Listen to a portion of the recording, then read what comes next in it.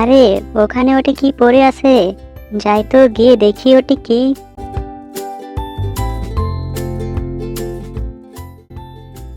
আরে এটা দেখি একটা রসগোল্লা।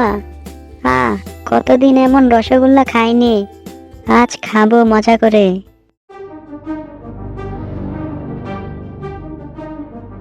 এই টুনি, এই কি করিস? এই মিষ্টি আমার, এটা আমি খাবো।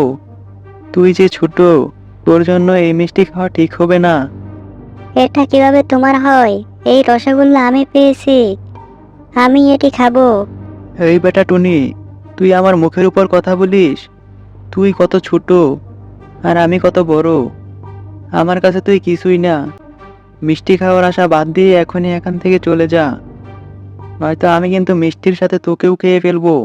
টুনি তখন বুদ্ধি খাটিয়ে বাঘকে বলল, বাঘ মামা, যদি তুমি এত বড় আর শক্তিশালী হও, তাহলে আমাদের মাঝে একটা প্রতিযোগিতা হোক।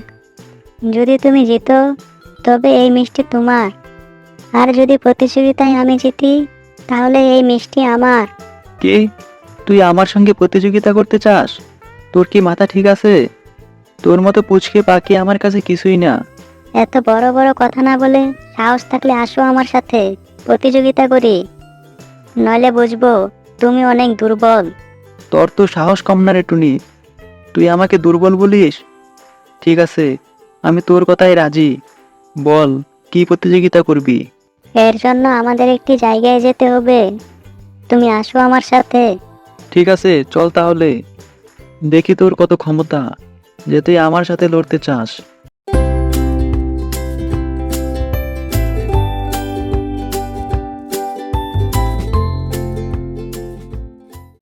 তুই আমাকে এখানে নিয়ে এলি কেন? এই নদীর ধারে কি প্রতিযোগিতা হবে? চলো দেখি কে নদীর ওপারে আগে যেতে পারে। যদি তুমি আগে যাও তাহলে প্রতিযোগিতায় তুমি জিতবে, আর আমি আগে যেতে পারলে আমি জিতবো। আমি তো এক লাফে এই নদী পার হয়ে যাব, তুই আমার সাথে পেরে উঠবি না টুনি। প্রতিযোগিতা শুরু হয়ে গেল এবং বাঘ এক লাফে নদীর মাঝখানে গিয়ে পড়ল। নদীটি ছিল প্রচুর গভীর, আর বাঘ সাঁতার জানত না। সে পানিতে পড়ে হাবুডুবু খেতে লাগলো। ডুবে গেলাম, বাঁচাও বাঁচাও। অন্যদিকে টুনি ফুরুত করে উড়ে গিয়ে নদীর ওপারে চলে গেল।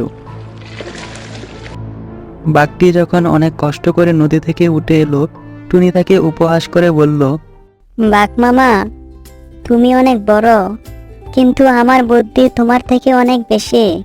এই কথা শুনে বাঘ খুবই লজ্জিত হলো, কারণ সে বুঝতে পারল টুনি তাকে বুদ্ধি দিয়ে হারিয়ে দিয়েছে। বাঘ লজ্জায় আর কোনো কথা না বলতে পেরে সেখান থেকে চলে এলো। বন্ধুরা, আমাদের গল্পটি ভালো লাগলে লাইক, কমেন্ট, শেয়ার করো এবং আমাদের চ্যানেলটিকে সাবস্ক্রাইব করে দিও।